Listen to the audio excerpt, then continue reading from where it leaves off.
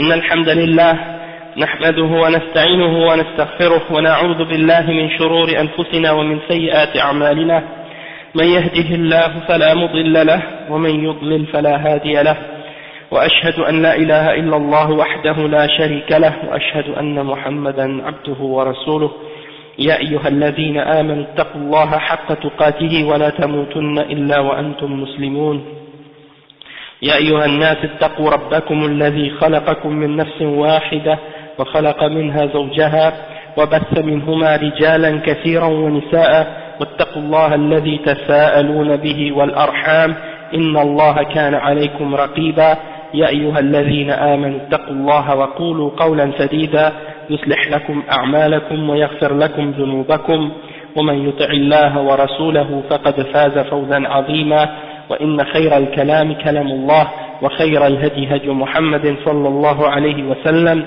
وإن شر الأمور محدثاتها وكل محدثة بدعة وكل بدعة ضلالة وكل ضلالة في النار أما بعد. Donc aujourd'hui on commence le cours 139 dans l'explication de Kitab al-Tawhid et on est au chapitre 60 encore. Le titre de ce chapitre c'est Babun Ma ja'a fi munkir al-qadar, c'est-à-dire qu'est-ce qui a été rapporté au sujet des gens qui nient la prédestination. D'accord?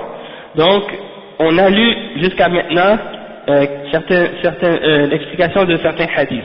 Maintenant on va commencer à lire un autre hadith qui a été rapporté ici selon Ubadah ibn Samit أنه قال لابنه يا بني إنك لن تجد طعم الإيمان حتى تعلم أن ما أصابك لم يكن ليخطئك وما أخطأك لم يكن ليصيبك.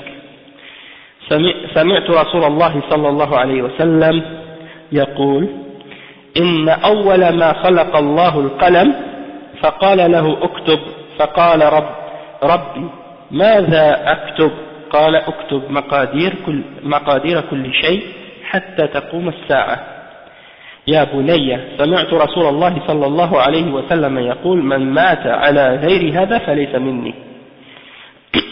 وفي رواية لأحمد إن أول ما خلق الله القلم قال له اكتب فجرى في تلك الساعة بما هو كائن إلى يوم القيامة. وفي رواية لابن وهب قال رسول الله صلى الله عليه وسلم فمن لم يؤمن بالقدر خيره وشره أحرقه الله بالنار. Donc ce hadith c'est quoi? C'est une parole qui est rapportée selon Ubadah ibn Samit qu'il a dit à son fils, parce qu'il allait mourir. Ubadah ibn Samit, il allait mourir. Alors il a dit à son fils qui s'appelait Al-Walid, il a dit ô mon fils, sache que tu ne goûteras jamais à la douceur de la foi tant que tu n'as pas su que ce qui t'est arrivé ne pouvait pas te manquer et ce qui t'a manqué ne pouvait pas t'arriver.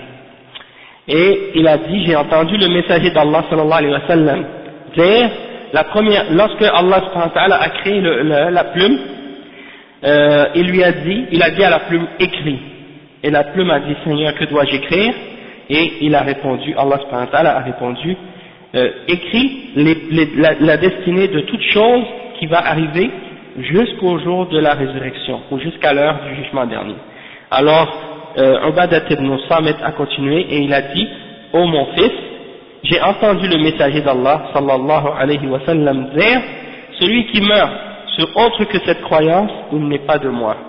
Et dans une autre narration, lorsque Allah a créé au tout début la plume, il a dit à la plume écris, et la plume a commencé à partir de ce moment-là d'écrire tout ce qui allait arriver jusqu'au jour de la résurrection. Et dans une autre narration selon Ibn Wahb, le messager d'Allah sallallahu alayhi wa sallam a dit, celui qui ne croit pas en la prédestination, et qu'est-ce que Allah a prédestiné de bien ou de mal, eh bien Allah va le brûler dans le feu, ou par le feu. Donc on va lire maintenant l'explication de toutes ces paroles dans les paroles de l'imam et du cheikh Fawzan, Salih al-Fawzan, dans l'explication de ce livre. Donc le cheikh dit قال قوله عن عبادة بن الصامت الصحابي الجليل من السابقين الأولين إلى الإسلام أحد النقباء المعروفين وأنه قال لابنه وهو الوليد بن عبادة بن الصامت قال له ذلك عند وفاته لما قال له ابنه الوليد يا أبتي أوصني فقال أقعدوني فأقعدوه فقال هذا الحديث في القدر يا بني يا هذه حرف نداء وبني تصغير ابن وذلك من أجل العطف والشفقة مثل قول لقمان يا بني أقم الصلاة وأمر بالمعروف وانهى عن المنكر فالأب يوصي أولاده بتقوى الله عز وجل وبالتمسك بالدين والعقيدة هذا من واجب الآباء نحو أبنائهم أن يوصوهم بتقوى الله وبإصلاح العقيدة والتمسك بالدين والأخلاق الفاضلة. Donc le cheikh il dit que cette parole c'est selon Ubadat ibn Samit. Et Ubadat ibn Samit c'est un des grands parmi les compagnons du prophète Muhammad sallallahu alayhi wa sallam, un des sabiqin al-awwalin, c'est-à-dire un des premiers qui ont accepté l'islam parmi les musulmans, parmi les gens de l'époque du prophète sallallahu alayhi wa sallam. C'est donc un des grands compagnons du prophète Muhammad sallallahu alayhi wa sallam, et il a dit à un de ses fils qui s'appelle Al-Walid, Al-Walid ibn Ubadat ibn Samit, il lui a dit, lorsqu'il allait mourir, hein, son fils lui a dit, oh mon père, donne-moi un conseil, ou bien donne-moi un, on dit wasiya, c'est quelque chose qu'on peut traduire comme par testament, aussi comme une consigne ou un conseil que quelqu'un peut donner à quelqu'un lorsqu'il meurt, ou bien en général, souvent en particulier c'est lorsque quelqu'un meurt, il lui fait une wasiya. Donc Ubadat ibn Samit, il a dit aux gens, assoyez-moi, parce qu'il était en train de mourir, donc il a demandé aux gens de l'aider à s'asseoir. Et lorsqu'il s'est assis, lorsqu'ils l'ont assis, alors il a commencé à expliquer à son fils les paroles qui sont mentionnées dans ce hadith. Il lui a dit, oh mon fils, ya bunayya. Et en arabe, le mot fils c'est ibn, ok? Mais il y a une autre forme qu'on peut utiliser aussi, qui est lorsqu'on veut rapetisser quelque chose, au lieu de dire comme ibn, on va dire bunayya, hein? Comme par exemple kitab, si tu veux dire un livre c'est kitab, mais si tu veux dire un petit livre, ça veut dire kutayib, hein? Donc il y a une forme comme ça en arabe, que si tu mets un mot dans cette forme là, ça veut dire quelque chose qui est plus petit, hein, dans ce genre là. Donc ici il parle de bunayya, et quand quelqu'un dit à son fils bunayya, c'est comme pour montrer l'affection envers son fils, c'est comme s'il dit mon petit enfant ou quelque chose comme ça, tu vois, pour lui montrer de son sentiment et de son affection. Donc c'est comme l'exemple de Luqman, quand Allah il cite les paroles de Luqman dans le Coran, lorsqu'il donne un conseil à son fils, il dit oh mon fils, ya bunayya, hein, et lui-même Al-Walid, son fils, il lui répond en disant ya abati, hein, au lieu de dire ya abi, il dit ya abati. C'est une forme plus petite, hein, c'est affectueux, c'est comme si au lieu de dire oui mon père, il dit oui mon petit papa ou mon petit père, hein, c'est comme si papi ou quelque chose comme ça. Donc c'est plus affectueux, hein. Et bon, donc Luqman il a dit à son fils, oh mon fils, établis la salat, ordonne le bien, interdis le mal.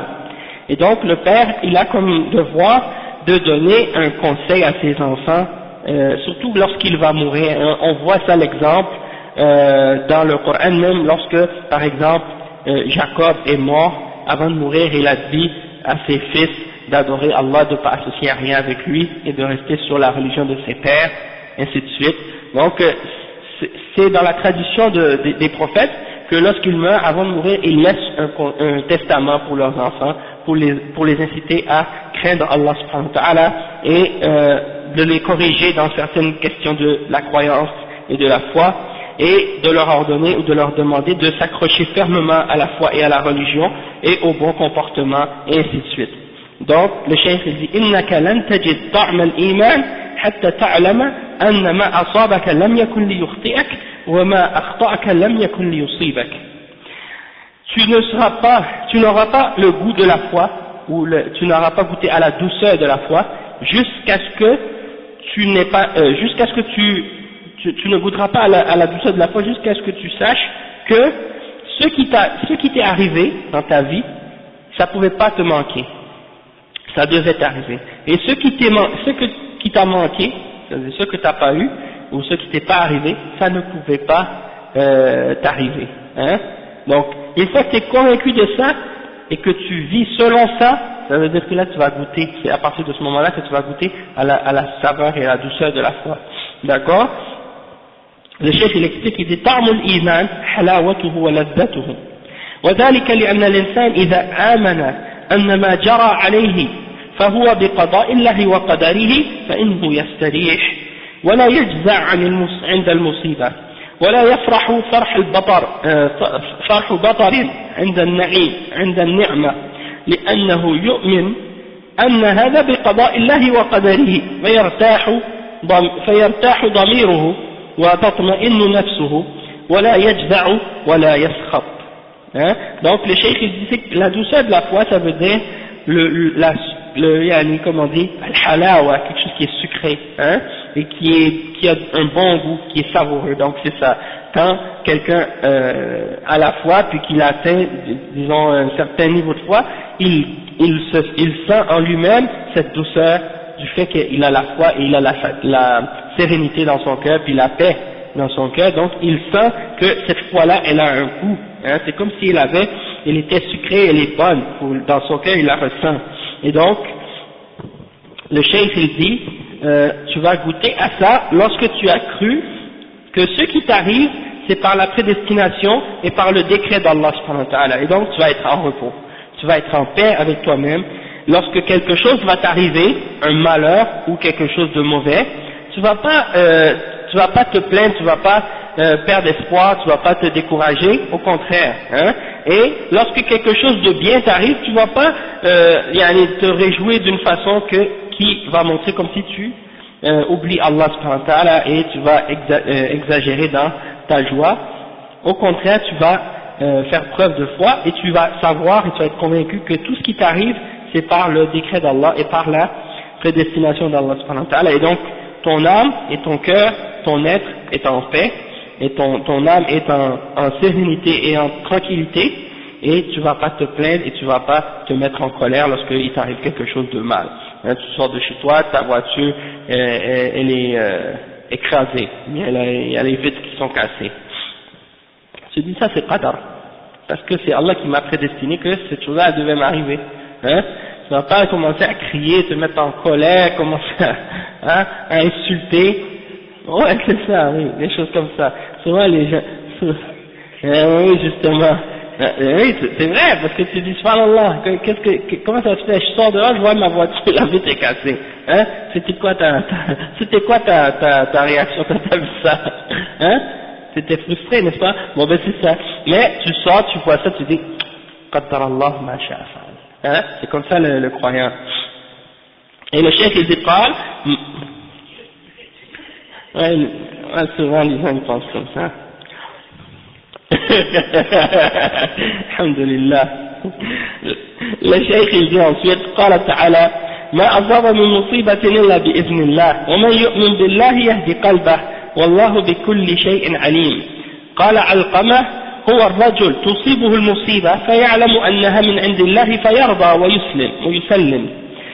فمن آمن بالقضاء والقدر فإنه يجد طعم الإيمان وراحة الإيمان عند الشدائد والمصائب والمنغصات فلا يكون فيه جزع ولا تسخط ولا تضايق وإنما يؤمن أن هذا قضاء وقدر وأنه لا بد منه. أما الذي لا يؤمن بالقضاء والقدر فإنه يصبح في قلق وفي هم فهذا أصابه شيء فإذا أصابه شيء فإنه يجزع ويسخط ويلوم نفسه لماذا لم أعمل كذا ثم يصبح في عذاب أشد من ألم المصيبة. Donc le cheikh il dit que Allah subhanahu wa ta'ala il dit dans le Coran dans sourate Taghabun, il dit il n'y a pas un malheur qui atteint quelqu'un excepté par la permission d'Allah. Et donc celui qui croit en Allah, Allah guide son cœur et Allah est connaissant de toutes choses. Hein? Donc ce verset-là a été expliqué par Alqama, qui est un des tabi'in, et il dit Alqama, ce verset-là est au sujet de l'homme, lorsque un malheur lui arrive, il sait que ce malheur vient d'Allah subhanahu wa ta'ala, alors il est satisfait et il se soumet. Hein, il se soumet à la destinée, à la prédestination que Allah a prédestinée pour lui. Donc celui qui croit en la prédestination et au décret d'Allah subhanahu wa ta'ala, il trouve en lui-même la douceur de la foi et le goût de la foi, et la paix de l'esprit et de l'âme, et la paix de la foi en lui-même. Lorsqu'il y a des malheurs ou des difficultés ou des choses qui peuvent se produire qui sont négatives dans sa vie, il ne perd pas courage, il ne perd pas espoir, et il ne va pas se mettre en colère non plus, et puis il ne va pas se sentir non plus frustré ou déprimé à cause de ces choses-là. Il va uniquement croire que ça c'est Allah qui l'a prédestiné pour lui, et donc ça c'est quelque chose qui est nécessaire. Toutefois, celui qui ne croit pas en la prédestination, il devient frustré et déprimé et comment on dit, fi qalaq, en lui-même il se sent mal, hein, il a c'est pas dépression, fi qalaq, angoissé, exactement, c'est ça le mot. Donc il se trouve angoissé à cause de ça. Et donc ça c'est quand un malheur lui arrive, parce qu'il ne croit pas à la prédestination, il ne croit pas que ce qui lui arrive c'était prédestiné pour lui. Et donc il se décourage, il se met en colère, il commence à se blâmer lui-même. Pourquoi j'ai pas fait ça? Pourquoi j'ai pas fait ça? J'aurais dû faire ça, j'aurais dû faire ça, hein? À chaque fois les gens commencent à réagir de cette façon-là. Donc le cheikh il dit, il devient lui-même, il ressent un châtiment à cause de sa réaction, et à cause de ce qu'il ressent d'angoisse en lui-même. Il ressent une douleur en lui-même plus dure et plus grande que la douleur du malheur qui lui est arrivé à lui-même, hein? Donc c'est comme ça.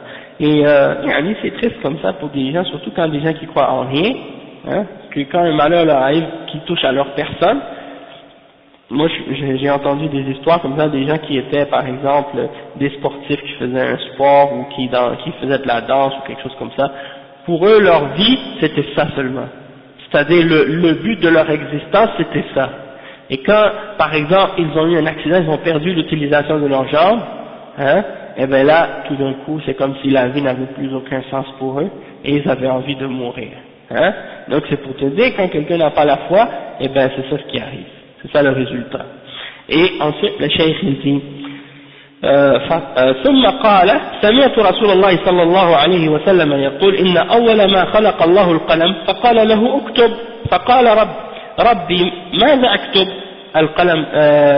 القلم هو خلق من خلق الله سبحانه وتعالى لا يعلم مقداره وصفته وكيفيته إلا الله سبحانه وتعالى لأنه من عالم الغيب والمكتوب فيه هو اللوح المحفوظ ففيه قلم وفيه كتابة وفيه مكتوب فيه وهو اللوح المحفوظ. Donc le cheikh il dit, puis par la suite il a dit, j'ai entendu le messager d'Allah sallallahu alayhi wa sallam qui a dit, la première fois que Allah a créé la plume, il a dit à la plume, écris. Elle a dit, que dois-je écrire ô mon Seigneur? Il a répondu, écris. Et il a dit, bien, écris tout ce qui va se passer, hein, la destinée de tout ce qui va se passer jusqu'à la fin des temps. Et ici le cheikh explique que le mot qalam, hein, qu'on traduit par le mot plume en français, ça c'est une des créatures parmi les créatures d'Allah. Mais personne ne sait réellement quelle est sa grosseur, quelle est sa forme, quelle est sa dimension ou sa description ou comment elle est faite cette plume. Personne ne sait excepté Allah subhanahu wa ta'ala, parce que ça fait partie du monde de l'invisible. Donc on ne doit pas essayer de l'imaginer, on ne doit pas essayer de comprendre quelle sorte de plume, comment elle est faite, ainsi de suite. Hein? Et ensuite, sur quoi la plume écrit, c'est sur al-lawh al-mahfouz. Et al-lawh, c'est une table, hein, ou un tableau sur lequel on écrit, et al-mahfouz, c'est préservé, c'est-à-dire les tables préservées.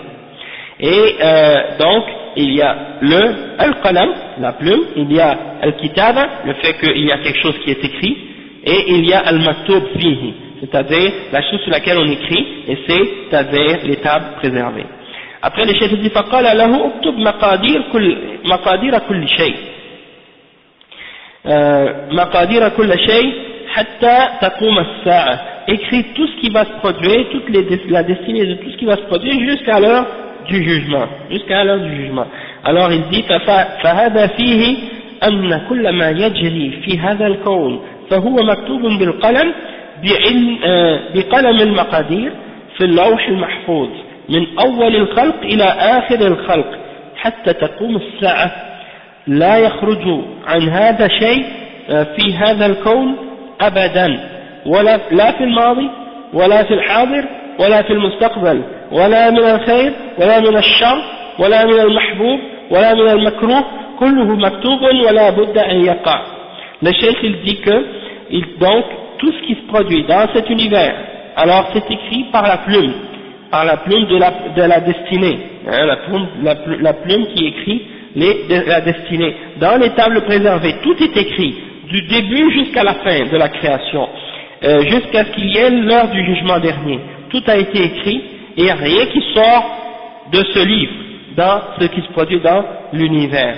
Et donc, que ce soit du passé ou du présent ou de l'avenir, que ce soit du bien ou du mal, que ce soit quelque chose que tu aimes ou que tu n'aimes pas, que ce soit, peu importe qu'est-ce que ça peut être, tout ce qui se produit dans l'univers, c'est déjà écrit.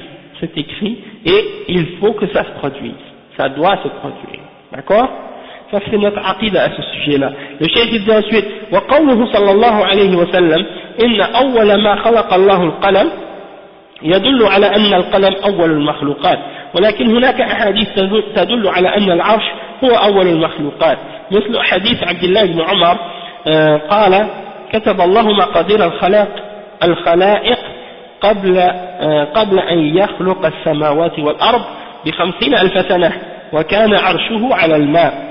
وكذلك في حديث عمران بن حسين في الصحيحين وغيرهما ما يدل على أن أول المخلوقات هو العرش وهذا الحديث دل على أن أول المخلوقات هو القلم فكيف الجمع بين الأحاديث؟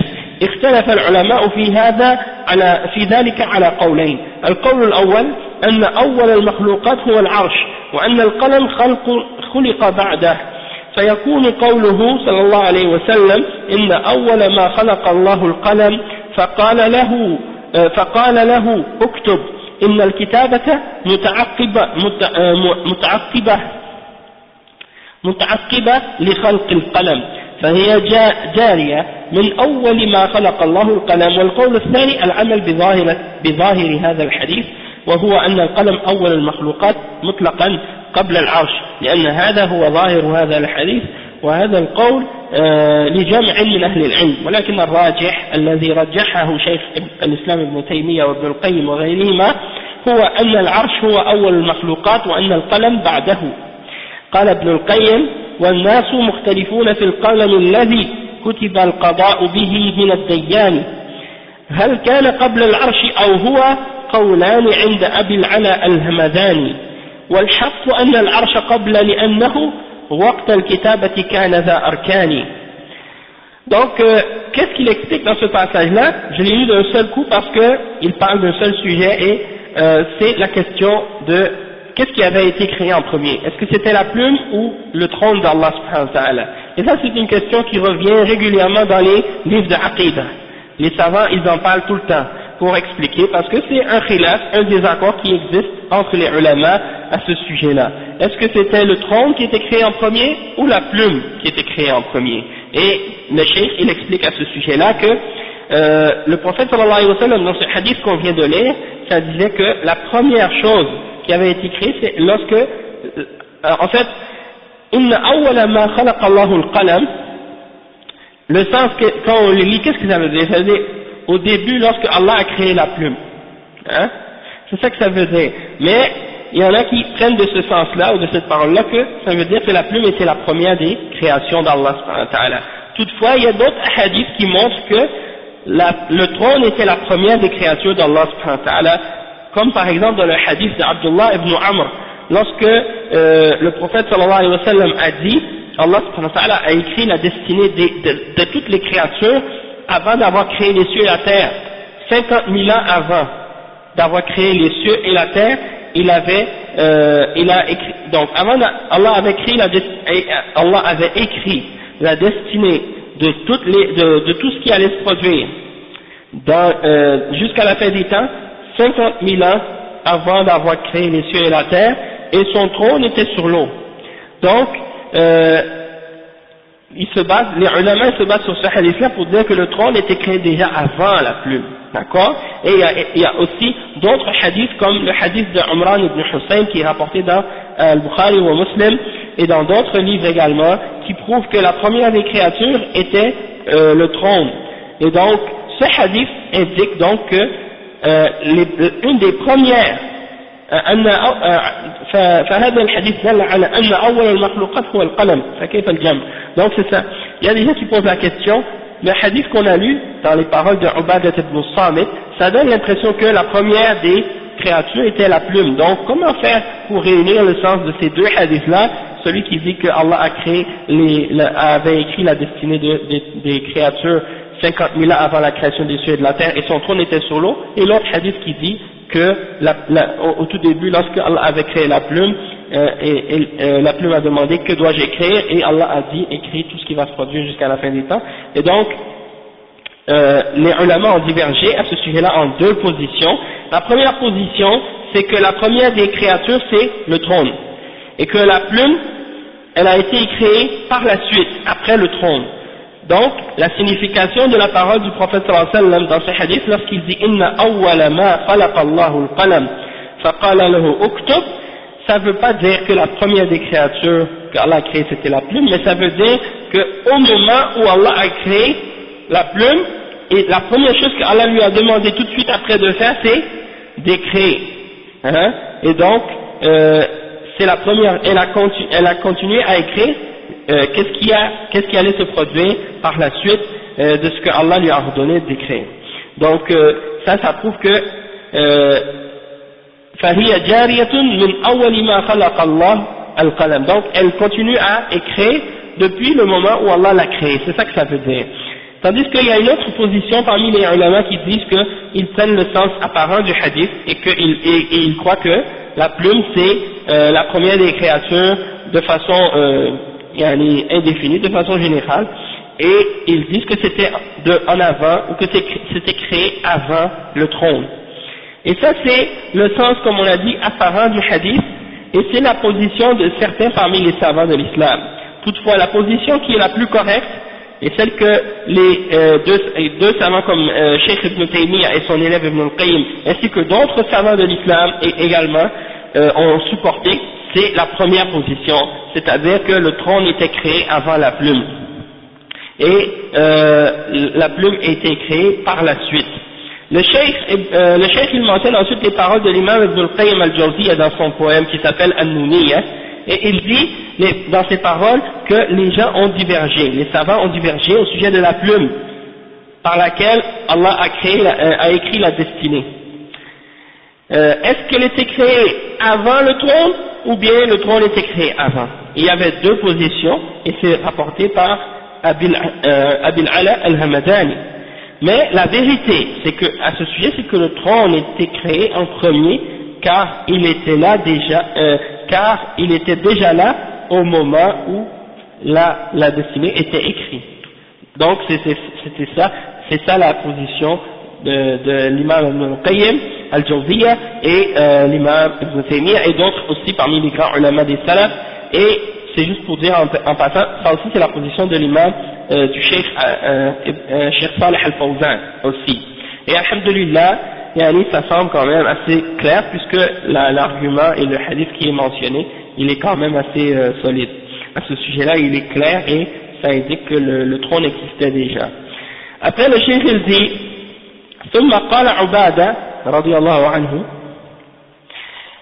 يا بني سمعت رسول الله صلى الله عليه وسلم يقول من مات على غير هذا فليس مني من مات على غير الإيمان بالقضاء والقدر ولم يتب إلى الله قبل موته فإن محمدا صلى الله عليه وسلم بريء منه فهذا وعيد شديد حيث تبرأ منه رسول الله صلى الله عليه وسلم قال وفي رواية لأحمد إن أول ما خلق الله القلم فقال له اكتب فجرى في تلك الساعة بما هو كائن إلى يوم القيامة. ورواية أحمد مثل رواية أبي داود والترمذي وفيها أن الله جل وعلا أمر القلم عندما خلقه أن يكتب مقادير الأشياء لأن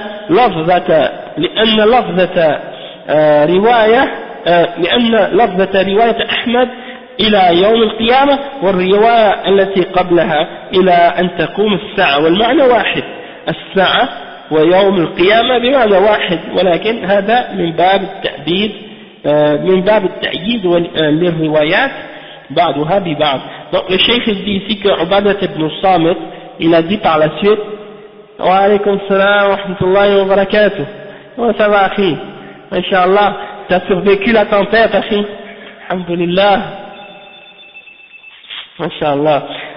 Donc le cheikh il dit que Ubadat ibn Samit, il a dit dans une autre narration: ça va, akhi, Abu Ibrahim, ça fait un bout de temps, Masha'Allah, Masha'Allah. Mais on reste en contact quand même, Masha'Allah, Barakallahu fik. Donc, Ubadat ibn Samit, dans cette narration-là, il dit: oh mon fils, j'ai entendu le messager d'Allah sallallahu alayhi wa sallam qui dit: quiconque meurt et qui n'a pas cru en Al-Qadar, qui n'a pas cru en ce qu'on a mentionné, alors, il n'est pas de moi. Et le cheikh il explique que quand le prophète sallallahu alayhi wa sallam dit il n'est pas de moi, qu'est-ce que ça veut dire? Ça veut dire que quiconque meurt sans avoir cru en la foi, en la prédestinée et en le décret d'Allah subhanahu wa ta'ala, et qui ne s'est pas repenti à Allah subhanahu wa ta'ala avant sa mort à ce sujet-là, donc le prophète sallallahu alayhi wa sallam dit qu'il est innocent de lui, qu'il se désavoue de lui. Et donc ça c'est une menace très très sévère et très dure pour quiconque refuse de croire en cet aspect de la foi, que le prophète sallallahu alayhi wa sallam se désavoue de lui à ce sujet-là. Donc ça c'est un point très important. Et le cheikh il dit ensuite, dans une autre narration, il y a la parole de l'imam Ahmed, une narration de l'imam Ahmed qui dit que au tout début, lorsque Allah a créé la plume, Allah lui a ordonné d'écrire, et donc elle a commencé à écrire à partir de ce moment. Et elle continue, elle a commencé à écrire à partir de ce moment-là tout ce qui va se produire jusqu'au jour de la résurrection. Et dans une autre narration, il dit que cette narration de l'imam Ahmed est semblable à celle de Abu Daoud et At-Tirmidhi, et il y a dedans que Allah subhanahu wa ta'ala a ordonné à la plume d'écrire ce qui va se produire et le destin des choses, excepté que dans la narration de l'imam Ahmad, il y a le terme jusqu'au jour de la résurrection, tandis que dans l'autre narration qu'on a lue plus tôt, il y a la mention de jusqu'à ce que vienne l'heure.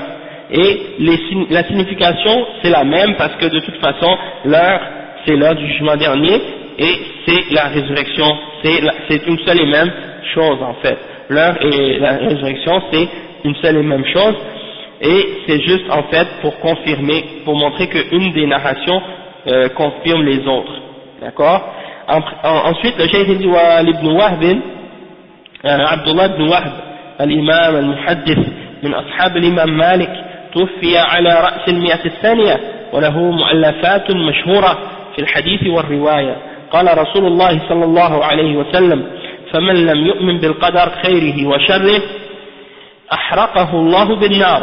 فهذا نوع آخر من الوعيد، وهو أن من أنكر القضاء والقدر فإن الله يحرقه بالنار، فدل على أن الإيمان بالقضاء والقدر أمر واجب، وأن إنكاره موجب لدخول النار، إما لكفره وإما لبدعته.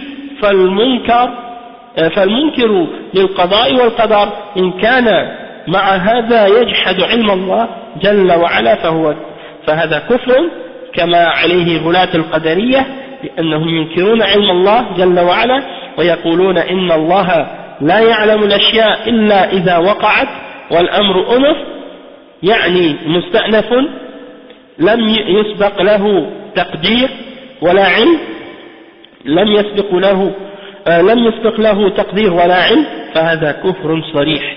أما إن كانوا يقرون بالعلم وينكرون القدر فهذا بدعة شنيعة، والعياذ بالله. قد تقرب من الكفر وهو ما عليه متأخروهم. Le cheikh il dit que Wahb, Ibn Wahb, son nom c'est Abdullah ibn Wahb, et c'est un des savants, un des imams de hadith, dans le hadith, et un des compagnons de l'imam Malik. Il est mort au début du deuxième siècle, hein, du deuxième siècle, hein, c'est ça, oui, parce que Al-Miya c'est ça, donc c'est ça, c'est un siècle. Donc il est mort au début du deuxième siècle. Il a écrit plusieurs livres qui sont très célèbres dans le hadith et dans les narrations de hadith. Ensuite, le cheikh il dit que Ibn Wahb a dit que le prophète sallallahu alayhi wa sallam a dit: quiconque ne croit pas en la prédestination, et qu'est-ce qu'Allah a prédestiné de bien ou de mal, Allah va le brûler par le feu. Et ça c'est une autre catégorie de menace à ce sujet-là, c'est-à-dire que quiconque nie al-qada ou al-qadar, alors Allah va le menacer, va le brûler par le feu. Et ça prouve que la foi en al-qada ou al-qadar c'est une chose qui est obligatoire, et que quiconque le nie, alors il mérite dans ce cas-là d'entrer dans le feu, soit à cause de sa mécréance ou à cause de sa bid'ah. Parce qu'il y a deux niveaux à ce sujet-là. Celui qui nie la prédestination, le décret et la prédestination, alors, à ce sujet-là, celui qui nie le décret et la prédestination, s'il nie le savoir et la connaissance d'Allah, parce que là il est mécréant. Comme les extrémistes parmi les Qadariya qui nient que Allah a la connaissance infinie de toutes choses. D'accord? Toutefois, s'il ne nie pas la connaissance d'Allah, hein, comme le cheikh dit, ceux qui nient la connaissance d'Allah sont des kuffars, comme les extrémistes parmi les Qadariya. Ils disaient, Allah ne sait pas qu'est-ce qui va arriver, excepté après qu'on l'ait fait. Ceux-là sont considérés comme des gens qui n'ont pas de foi, qui n'ont pas de croyance, parce qu'ils ont nié que Dieu était omniscient. Hein. Toutefois, après le cheikh dit, comme par exemple ceux qui disaient Allah ne sait pas les choses excepté lorsqu'elles se sont produites, excepté après qu'elles se soient produites, les choses sont comme ça, arrivent comme ça, c'est-à-dire il n'y a pas de prédestination auparavant et il n'y a pas de science, c'est-à-dire Allah ne savait pas avant. Et ça c'est un kufr clair.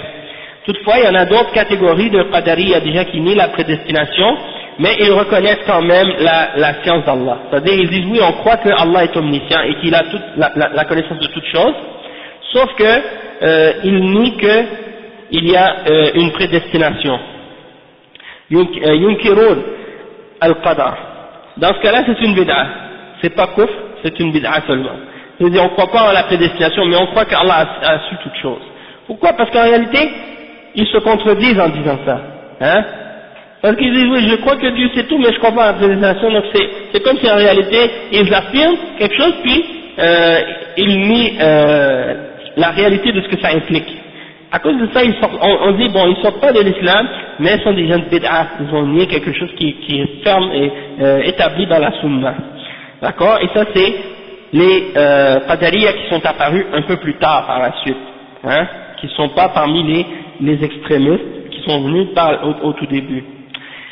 Et des fois c'est étonnant de voir ça d'une certaine façon, parce que on dirait que les groupes les plus extrémistes sont apparus au tout début dans l'islam, puis que par la suite des petits groupes sont apparus moins extrémistes que les autres.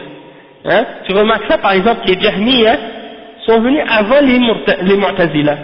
Et ça c'est quelque chose d'étonnant des fois, juste à y penser comme ça, je me dis mais comment ça se fait? Ces gens-là sont venus avec des affaires vraiment extrêmes, et après ils ont adouci un petit peu leur égarement petit à petit. Hein? Puis il y a les autres, comme par exemple dans Al-Qadar, qui sont venus et qui ont nié la science d'Allah subhanahu wa ta'ala. Hein? Puis après ça, il y en a d'autres qui sont venus par la suite qui ont dit non, on reconnaît qu'Allah il a la science et qu'il est omniscient, sauf que on ne reconnaît pas que tout a été écrit par exemple, ou que des choses de ce genre. Donc ça c'est des exemples. Probable de remodeler oui, peut-être comme tu dis ça, peut-être c'est ça, parce que lorsqu'ils sortent avec leur bid'a, les ulama les arrêtent avec les arguments du Coran et de la Sunna, et ils les réfutent. Donc à cause de ça, peut-être que certains d'entre eux, ils reviennent avec une autre aspect de cette idée, mais un peu plus adouci, ou un peu moins extrême, un peu plus camouflé, et donc leur but, peut-être que certains d'entre eux, leur but c'est le même, c'est-à-dire ils veulent quand même arriver à la même conclusion que les extrémistes, mais ils ne veulent pas y aller directement, donc ils passent par certaines ruses peut-être pour arriver à ça. Comme par exemple, les Jahmiya qui nient carrément les noms et les attributs d'Allah, puis après il y a les Mu'tazila qui sont venus, ils ont dit bon, on reconnaît les noms mais on rejette les attributs, puis par la suite il y a les Asha'ira qui sont venus qui ont dit bon, on reconnaît les noms, mais on reconnaît pas toutes les attributs, on va en accepter juste 7, puis les autres on les rejette. Hein, puis, donc c'est tous des degrés différents, mais à la base, la choubha c'est la même. Hein, c'est soi-disant qu'ils ne veulent pas affirmer les attributs d'Allah parce qu'ils ont peur que ça implique une ressemblance entre Allah et sa créature. Donc ça c'est des exemples de degrés, comment les gens ils ont dévié. Certains sont tombés dans le kufr direct, d'autres ils ont des degrés différents, c'est pas kufr mais c'est des bid'a graves, hein, ainsi de suite. Donc ça c'est à ce sujet-là. Après le cheikh il mentionne une autre narration, il dit وقال في المسند والسنن والمسند هو مسند الإمام أحمد والمراد بالسنن هنا سنن أبي داود وسنن ابن ماجه عن ابن الديلمي وابن الديلمي هو عبد الله ابن فيروز الديلمي أحد كبار التابعين أبوه فيروز الذي قتل الأسود العنسي الذي ادعى النبوة في اليمن والديلمي نسبة إلى جبل الديلم في بلاد فارس فأصله فارسي ممن جاءوا إلى اليمن من الفرس وأسلم وحسن إسلامه وابنه من كبار التابعين والأئمة المشهورين رحمه الله. Donc le chef il dit que c'est rapporté également dans la Musnad et dans les Sunan. La Musnad en question c'est le livre de l'imam Ahmad qu'on appelle la Musnad, ok? Et c'est quoi une Musnad? C'est un livre de hadith qui est rapporté, dans lesquels les paroles du prophète sallallahu alayhi wa sallam sont rapportées, sauf que la façon dont on a classifié les hadiths dans ce livre-là, c'est par les noms des narrateurs de hadith, en ordre de narrateur, d'accord? Donc on appelle ça une musnad, ok? Tandis qu'il y a d'autres livres de hadith qui ont été classifiés différemment par sujet par exemple, hein, selon les chapitres de fiqh, comme Al-Jami' de l'imam Al-Bukhari, Sahih Al-Bukhari, il est divisé par chapitre selon les sujets dans les livres de fiqh. La même chose avec le Sahih de l'imam Muslim, la même chose, ok? Tandis que Al-Musnad, il n'est pas divisé par sujet, il est divisé par les rapporteurs, ok? Il commence par les Khulafa al-Rashidin, puis après il va comme ça avec les Ashar al-Mubashirin, et après il continue comme ça, ainsi de suite, en mentionnant les différents hadiths qui ont été rapportés par différents compagnons du prophète sallallahu alayhi wa sallam. Et tandis que les Sunan, eh bien les Sunan, c'est classé par sujet également, d'accord? Et donc il parle ici de Sunan, le Musnad de l'imam Ahmad et le Sunan de Abi Daoud et de Ibn Majah. Et ça c'est rapporté selon Ibn al-Daylami. Et Ibn al-Daylami, son nom c'est Abdullah ibn Fayrouz al-Daylami, qui est un parmi les grands savants des Tabi'in. Et son père s'appelle Fayrouz. Et ce Fayrouz-là, c'est lui qui avait tué le faux prophète qu'on appelait Al-Aswad al-Anasi, qui venait du Yémen. Donc il a tué Al-Aswad al-Anasi, et donc Al-Daylami, ça vient d'une région de la Perse qu'on appelle, ou d'une montagne en Perse qu'on appelle Ad-Daylam. C'est une montagne en Perse. Non, ouais peut-être, je sais pas. Donc lui il vient de la Perse. Donc ça veut dire que Fayrouz et Abdullah ibn Fayrouz, il est d'origine perse. Donc le cheikh il dit qu'il est venu au Yémen de la Perse. et qu'il s'est converti à l'islam et il est devenu un bon musulman par la suite, et son fils fait partie des grands parmi les imams des tabi'in et des grands savants de l'islam. Donc, alhamdulillah, et le cheikh dit qala ataytu Ubay ibn Ka'b al-Ansari. Donc il est allé voir Ubay ibn Ka'b al-Ansari et il dit الصحابي الجليل أقرأ الصحابة لكتاب الله فقلت في نفسي شيء من القدر هكذا طلبة العلم الذين يبحثون عن الحقيقة ويبحثون عن العلم النافع إذا أشكل عليهم شيء لا يعتمدون على رأيهم وإنما يرجعون إلى أهل العلم. فهذا ابن الديلمي رجع إلى الصحابة لما أشكل عليه أمر القدر. Donc le cheikh il dit que Abdullah ibn al-Daylami il est allé voir Ubay ibn Ka'b al-Ansari, et c'est un grand sahabi. Ubay ibn Ka'b, c'est un grand sahabi, un des meilleurs récitateurs du Coran à l'époque. Donc il est allé voir ce compagnon du prophète sallallahu alayhi wa sallam et il lui a dit j'ai un problème dans mon cœur à propos de la prédestination. J'ai quelques questions, j'ai quelques problèmes et quelque chose dans mon cœur à propos de la prédestination. Et donc le cheikh dit voilà de la façon ou l'attitude des étudiants de science et des gens qui recherchent la science. Ils vont voir les savants de l'islam et ils leur demandent de leur clarifier les choses sur lesquelles ils ont des problèmes ou des doutes ou des questions. D'accord? Et ils recherchent la réalité en retournant aux savants de l'islam. Ils ne se basent pas sur leurs opinions personnelles, mais ils retournent aux savants et aux gens qui ont de la science. Et ça c'est Ibn al-Daylami. L'exemple qu'on voit ici de sa part, c'est qu'il est retourné aux Sahaba lorsqu'il avait quelque chose qu'il ne comprenait pas au sujet de la prédestination. Il est retourné pour voir un compagnon pour lui demander des explications. فحدثني بشيء يعني أخبرني بشيء عن رسول الله صلى الله عليه وسلم لأن أبي بن كعب من خواص صحابة رسول من خواص صحابة الرسول صلى الله عليه وسلم. Donc il a dit que le prophète sallallahu alayhi wa sallam lui a mentionné une parole du prophète que Ubay ibn Ka'b lui a mentionné une parole du prophète Muhammad sallallahu alayhi wa sallam au sujet de la prédestination. Il lui a dit, parce que Ubay ibn Ka'b était un des plus proches du prophète sallallahu alayhi wa sallam parmi les sahaba, donc il a entendu le prophète sallallahu alayhi wa sallam parler de plusieurs de ces sujets-là. Il a dit لعل الله أن يذهبه من قلبي لعل الله أن يذهبه من قلبي وهذا دليل على أن الإشكال يزول بالعلم وعلى أن الوساوس تزول بالعلم النافع لا شفاء لها إلا العلم والعلم إنما يطلب عند أهله ولا يطلب من المتعلمين والمبتدئين والصحفيين الذين يعتمدون على قراءة الكتب هؤلاء قراء وليسوا علماء وما يخطئون فيه أكثر مما يصيبون فلا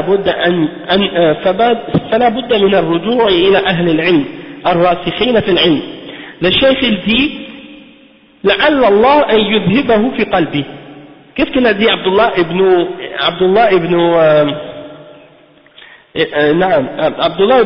Fayrouz al-Daylami? Il a dit quoi? Il a dit فحدثني بشيء, c'est ça. Donne-moi un hadith, donne-moi quelque chose. Peut-être que par ce hadith-là, Allah va m'enlever ce problème dans mon cœur à propos de la prédestination. Et donc le cheikh il dit ça c'est la preuve que lorsque tu as un problème à propos de la science, à propos de la religion, à propos de la foi, la seule chose qui peut enlever ce problème-là dans ton cœur c'est la connaissance et c'est la science. Ok? Donc si tu as un problème à propos de la religion, à propos de ta compréhension de la religion, il faut, pour guérir ce problème, pour arranger ce problème-là, la seule chose qui peut te sortir de ce problème, c'est d'avoir la connaissance qui vient d'Allah subhanahu wa ta'ala au sujet de ce problème. Et on retrouve ça souvent, par exemple, des gens qui sont nés musulmans dans des sociétés musulmanes, mais qui ne connaissent pas ou qui ne savent pas où retourner pour chercher la science. Parfois, étant donné qu'ils sont nés dans des environnements ou dans des entourages où les gens n'ont pas, par exemple, une connaissance de la sunna, et qu'ils sont sur toutes sortes de formes de bid'a différentes, parfois ils vont retourner à des gens qui vont mal leur répondre, ou qui vont leur répondre, mais pas selon le Coran et la sunna, selon leur philosophie ou selon leurs idées personnelles. Et ça, dans ce cas-là, quand ils demandent de l'aide à ces gens-là, souvent ils deviennent encore plus confus que ce qu'ils étaient auparavant. Et ça, c'est dommage. Donc, le cheikh, il dit que si tu as un problème dans la religion, il faut retourner à ceux qui ont de la science et aux ulama de l'islam pour te clarifier ce problème-là. Parce que personne ne pourra enlever ces paroles-là, ou ces doutes-là que tu as dans ton cœur, puis ces wasa'wis. Qu'est-ce qu'on dit les wasa'wis, c'est quoi? C'est les pensées, les pensées qui sont dans ton cœur, les choses que, disons, al-wasa'wis, c'est ça, c'est comme les choses que le shaitan, il souffle dans ton âme, comme des pensées ou des doutes, pour te mettre des problèmes dans ta foi. Il n'y a rien qui peut enlever ça, excepté la science. Et donc, il faut garder son cœur, justement, préserver son cœur de ces wasa'wis et de ces shubuhat, et il faut chercher la science pour éloigner ces problèmes-là lorsqu'on les a. Souvent, le problème, c'est que les gens ne connaissent pas les savants, ou bien ils ne connaissent pas les bonnes références, et à cause de ça, ils ne savent pas où retourner, et parfois ils pensent que la réponse n'existe pas non plus. Hein, il y a des gens qui s'imaginent qu'ils ne pourront pas trouver la réponse parce qu'ils ne savent même pas que cette question-là existe dans l'islam. Hein, mais en principe, il y a la réponse pour chaque chose que tu cherches, mais le problème c'est juste savoir à qui demander ou où aller chercher. Hein, une fois j'avais un cours de philosophie au cégep ici, parce que c'était obligatoire de prendre la philo, et le prof nous a posé une question, il nous a donné un problème, et vraiment à ce moment-là, je ne savais pas comment répondre à ce problème-là. Mais je sais qu'il y a une réponse, c'est certain qu'il y a une réponse dans l'islam à ce sujet-là. Hein? Et puis effectivement, alhamdoulilah, je suis tombé sur un livre d'Ibn Taymiyyah, dans Majmou' al-Rasail wal Masail, et masha'Allah, Ibn Taymiyyah, il a détaillé cette question-là en détail et clarifié tout ce qui a rapport avec ce sujet-là. Alors, parce que Ibn Taymiyyah, il a récité les philosophes de A à Z, hein. Donc c'est pour ça, alhamdoulilah. Quand j'ai lu la réponse, j'ai écrit mon devoir pour le prendre par la suite, hein, et puis je me suis senti vraiment content d'avoir pu trouver des réponses à ces questions-là. Et le danger ou le problème, imaginez par exemple des gens qui malheureusement n'ont pas les bonnes références, ils ne savent pas où retourner pour chercher les questions, ils vont répondre de leur propre opinion. Ah non, je veux pas le mentionner déjà. C'est pas si compliqué que ça a rapport avec Qadar aussi, ok? Mais c'était juste, en fait, je vais vous l'expliquer après, Inch'Allah. Non, c'était pas que c'était niaiseux, c'était comme, ok, bon, puisque vous me le demandez, je vais vous le dire. Ok, c'était un truc de philosophie par rapport au bien et au mal. Et donc il demandait par exemple si le bien et le mal existaient si le bien et le mal existaient, est-ce que quelque chose est bien ou mal parce que c'est Dieu qui l'a interdit? Est-ce que quelque chose est mal parce que c'est Dieu qui l'a interdit? Ou bien, en tout cas, un truc de ce genre. Oui, c'est ça, on a parlé de ça hier, justement. On a détaillé cette explication-là. Et donc, la question c'était ça. Mais la façon dont c'était produit, la façon dont c'était posé, c'était un peu confondant.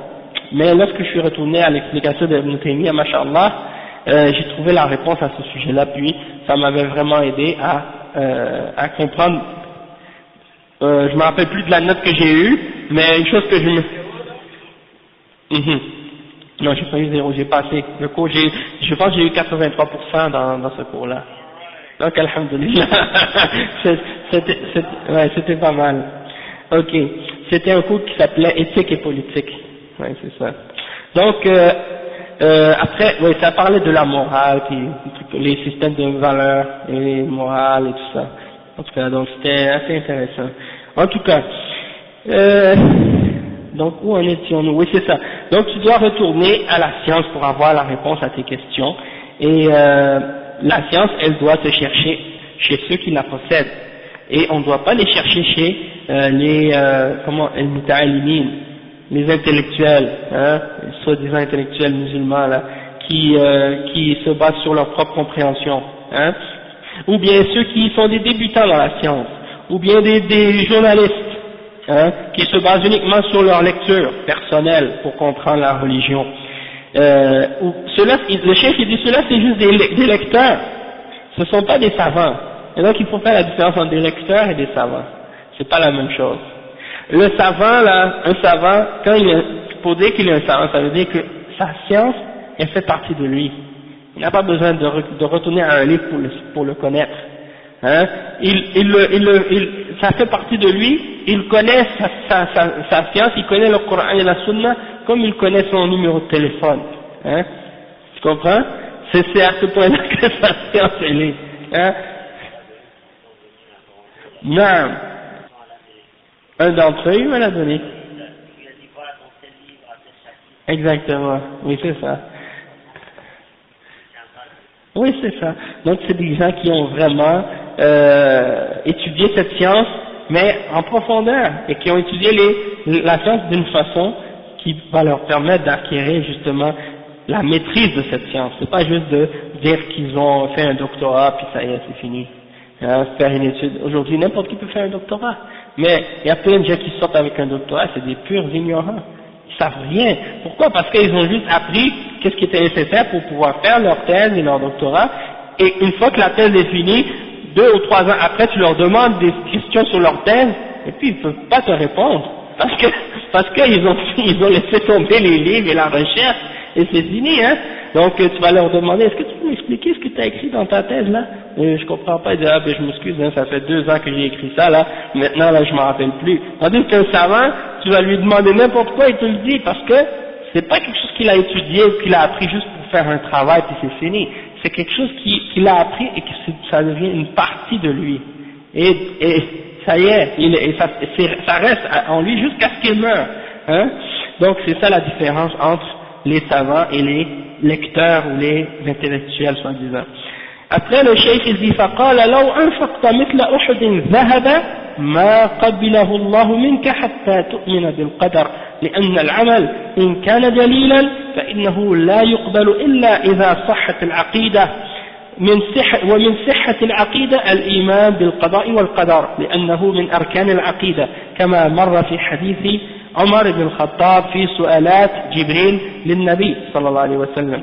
Le cheikh il dit, qu'est-ce qu'il lui a répondu Ubay ibn Ka'b à ce sahabi? Il lui a dit, si tu dépenses une montagne d'or comme Uhud, hein, pour la cause d'Allah subhanahu wa ta'ala, Allah ne va rien accepter de cet or jusqu'à ce que tu aies cru en la prédestination. Parce que les actions qu'on fait, peu importe comment elles sont, même si elles sont très très très grandes, si elles ne sont pas basées sur la foi, Allah ne va rien accepter de ces actions-là. Si elles ne sont pas basées sur une bonne croyance, ces actions-là n'auront aucune valeur. Donc, la foi en la prédestination et en le décret d'Allah subhanahu wa ta'ala, c'est un des piliers de la foi et de la croyance islamique, comme on l'a vu dans le hadith de Omar ibn al-Khattab au début, lorsqu'on a expliqué les questions de Jibril qu'il a posées au prophète Muhammad sallallahu alayhi wa sallam. وتعلم أن ما أصابك لم يكن ليخطئك وما أخطأك لم يكن ليصيبك. الله أكبر. تطابقت كلمات أبي بن كعب مع كلمة ابن عمر مع كلمة عبادة بن الصامت رضي الله عن الجميع لأنهم يأخذون من مصدر واحد وهو سنة رسول الله صلى الله عليه وسلم ولا يقولون شيئا من أنفسهم. Donc ici Ubay ibn Ka'b il a dit encore par la suite, et que tu saches que ce qui t'a atteint ne pouvait pas te manquer, et ce qui t'a manqué ne pouvait pas t'atteindre. Et donc, le cheikh il dit Allahu Akbar, Allah est le plus grand. Hein, et c'est en même temps une expression qu'on dit parfois par étonnement aussi. Allahu Akbar. Hein. Toutes les paroles de tous ces sahaba se confirment les unes les autres. Et se mettent toutes une par-dessus les autres dans le sens que chaque fois qu'on leur demande une question, ils ramènent toujours les mêmes preuves et les mêmes paroles, ils se basent sur les paroles du prophète Muhammad sallallahu alayhi wa sallam. On lui demande à propos de la prédestination, Ubay ibn Ka'b, il dit quelque chose. Ibn Omar, il dit la même chose. Ubadat ibn Samit, il dit la même chose. Que Allah se satisfait de tous les sahaba. après il dit donc, pourquoi ils disent tous la même chose? Parce qu'ils prennent d'une seule et même référence et d'une seule et même source, et c'est la sunna du messager sallallahu alayhi wa sallam, et ils ne disent rien d'eux-mêmes ou à partir d'eux-mêmes. وَلَوْ مُتَّ عَلَى غَيْرِ هَذَا لَكُنْتَ مِنْ أَهْلِ النَّارِ هذا أيضا مطابق لحديث رسول الله صلى الله عليه وسلم الذي مر قريبا من لم يؤمن بالقدر خيره وشره أحرقه الله بالنار. Donc il dit, si tu meurs sur autre chose que cette croyance, tu seras parmi les gens de l'enfer. Hein? Et donc ça c'est en accord aussi avec le hadith qu'on a lu tout à l'heure, qui disait que celui qui ne croit pas en la prédestination du bien et du mal que Allah a prédestiné, Allah va le brûler par le feu. قال فأتيت عبد الله بن مسعود وحذيفة بن اليمان وزيد بن ثابت هؤلاء أقطاب من أقطاب العلم من صحابة رسول الله صلى الله عليه وسلم ويروي أن أبي بن كعب أحاله إلى عبد الله بن مسعود لما أجابه عبد الله بن مسعود أحاله على حذيفة بن اليمان ولما أجابه حذيفة بن اليمان أحاله على زيد بن ثابت فكل واحد منهم يحيله على أخيه لأجل أن يزول ما في قلبه. يقول ابن الديلمي فكلهم حدثني بمثل ذلك عن النبي صلى الله عليه وسلم أن الإيمان بالقضاء والقدر أمر لا بد منه ولا يقبل الله من أحد عملا إلا به ومن لم يؤمن به فهو من أهل النار نسأل الله العافية والسلامة. Donc le cheikh il dit que Ibn Daylami il a dit à chacun d'entre eux, parce qu'il dit, on rapporte que dans ce hadith là il a demandé à Ubay ibn Ka'b. Ubay ibn Ka'b l'a envoyé par la suite demander à Abdullah ibn Mas'ud, un autre compagnon, et Abdullah ibn Mas'ud il lui a répondu, il lui a dit va demander aussi à Hudayfa ibn al-Yaman, un autre sahabi. Alors il est allé demander à Hudayfa ibn al-Yaman et Hudayfa lui a répondu, il lui a dit va demander à Zayd ibn Thabit, hein, et il est allé à Zayd ibn Thabit, il lui a demandé aussi, et donc tout ça c'est dans le but d'enlever qu'est-ce qu'il avait dans son cœur comme doute ou comme problème au sujet de la prédestination. Et Ibn Daylami il a dit ils m'ont tous dit les mêmes paroles du prophète Mohammed sallallahu alayhi wa sallam à ce sujet, et ils ont tous dit que la foi en al-qada ou al-qadar c'est quelque chose qui est obligatoire et que Allah ne va pas accepter l'action de quiconque excepté s'il a cette foi-là en lui, et celui qui n'a pas cru en al-qada ou al-qadar il sera parmi les gens de l'enfer, et on demande à Allah sa protection. Donc le cheikh il dit ensuite, pour terminer ce chapitre, il dit les points qu'on peut extraire maintenant de ce chapitre-là, à partir du début, tous les points bénéfiques à ce sujet. Il dit فيستفاد من هذه الأحاديث التي أوردها المصنف رحمه الله في هذا الباب فوائد عظيمة. الفائدة الأولى وجوب الإيمان بالقضاء والقدر وأن ذلك من أركان الإيمان الستة. Le premier point qu'on peut sortir de ce chapitre, c'est qu'on doit obligatoirement croire en le décret et la prédestination d'Allah, et que ça fait partie des 6 piliers de la foi. الفائدة الثانية أن الله سبحانه وتعالى كتب مقادير الأشياء في اللوح المحفوظ بعد علمه بها أزلا ففيه ثبوت كتابة القدر في اللوح المحفوظ. Le deuxième point, c'est que Allah a écrit la destinée des choses dans les tables préservées, après qu'il les ait sues éternellement, après qu'il les ait connues éternellement, il les a écrits dans les tables préservées. Donc il y a dans ça l'affirmation de l'écriture de la destinée de toutes choses dans les tables préservées. Troisième point, الفائدة الثالثة أن القلم من أول المخلوقات وهل هو قبل العرش أو بعده على القولين السابقين والراجح أن العرش هو السابق. Le troisième point, on a vu que la plume était la première des créatures, et est-ce que la plume était avant ou après la création du trône? Et on a vu que c'était deux paroles sur lesquelles il y avait divergence entre les savants, mais que la position la plus correcte c'était que c'était le trône qui est en premier. الفائدة الرابعة أن من لم يؤمن بالقضاء والقدر فهو إما كافر وإما مبتدع. إما كافر إن كان ينكر العلم أو مبتدع إن كان ينكر العلم أو مبتدع إن كان لا ينكر العلم. ذلك لأمور: أولا أن الله لا يقبل منه النفقة في سبيله ولو كثرت. ثالثا براءة الرسول صلى الله عليه وسلم منه.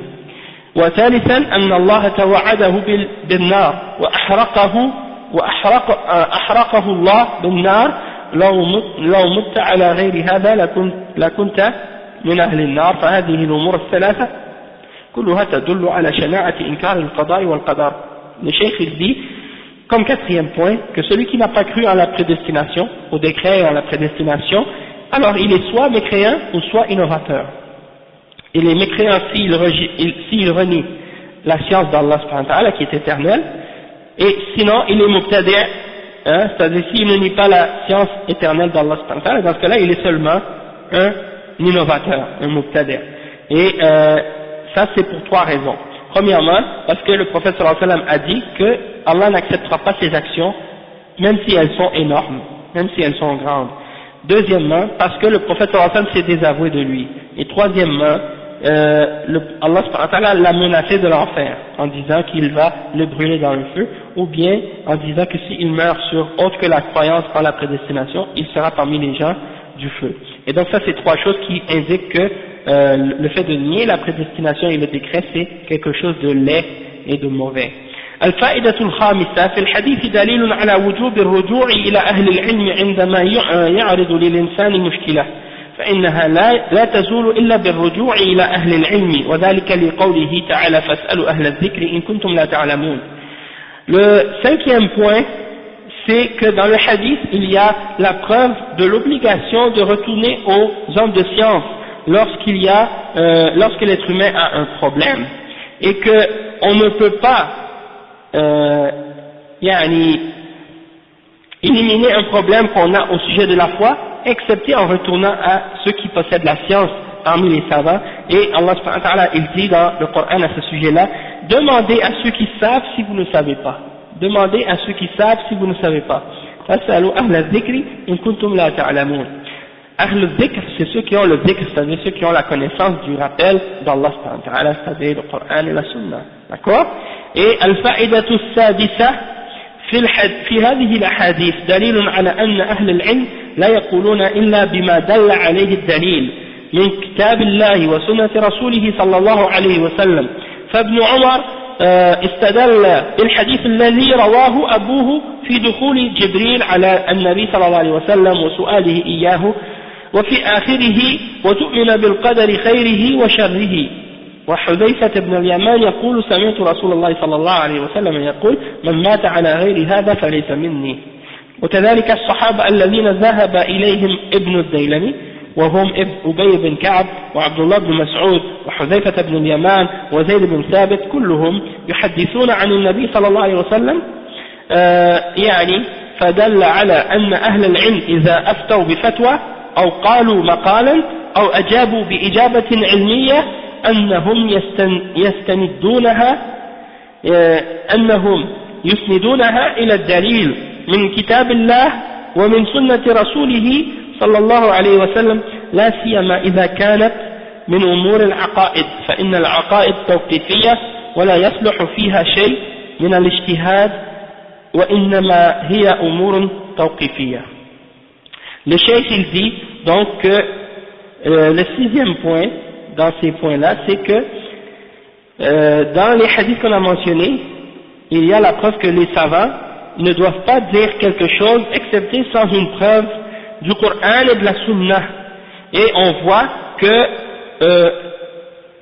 Ibn Umar, il s'est basé sur un hadith qui a été rapporté par son père lorsque Jibril est venu voir le prophète sallallahu alayhi wa sallam pour lui demander au sujet de la foi. Et à la fin, on voit qu'il répond, le prophète sallallahu alayhi wa sallam a dit, et que tu dois croire en la prédestination, khayrihi wa sharrihi, al-qadar khayrihi wa sharrihi. Et Hudayfa ibn al-Yaman, il a dit qu'il a entendu le messager d'Allah sallallahu alayhi wa sallam qui disait: celui qui meurt sans croire en la prédestination, il n'est pas de moi, c'est-à-dire il se désavoue de celui qui ne croit pas en la prédestination. Et de même que les autres compagnons auxquels Ibn Daylami est allé poser la question, et ce sont les noms qu'on a mentionnés tout à l'heure, Ubay ibn Ka'b, Abdullah ibn Mas'ud, Hudayfa ibn al-Yaman, wa Zayd ibn Thabit, ils ont tous rapporté du prophète sallallahu alayhi wa sallam ces mêmes paroles. Et donc ça prouve que les hommes de science et les savants de l'islam, lorsqu'ils donnent une fatwa, ils doivent rapporter les paroles qui viennent du prophète sallallahu alayhi wa sallam, ou bien relier leurs paroles ou ramener leurs paroles à une preuve, soit du Coran ou soit de la Sunna. Et c'est pour ça que quand vous entendez par exemple des gens qui parlent parfois dans les médias ou des journalistes ou bien d'autres qui parlent un tel a fait une fatwa ou un tel a fait une fatwa, et ils ne savent même pas qu'est-ce que le mot fatwa signifie, alors que le mot fatwa signifie d'informer les gens, hein, parce que ça peut avoir deux significations la fatwa. Un, ça peut signifier d'informer quelqu'un au sujet du verdict de l'islam, c'est-à-dire des paroles d'Allah et de son prophète sallallahu alayhi wa sallam au sujet de quelque chose en particulier, ou bien, deuxièmement, ça peut avoir une autre signification, c'est-à-dire une fatwa, c'est quelqu'un qui fait un ijtihad, c'est-à-dire lorsque sur une question en particulier il n'y a pas de preuve claire et directe à propos d'un texte, ils font une analogie et ils essaient de déduire le verdict en utilisant des méthodes d'analogie qui sont établies par le Coran et la Sunna à ce sujet-là. Donc ça c'est l'explication au sujet de la fatwa. Et donc on peut pas n'importe qui peut faire une fatwa, ça c'est de un.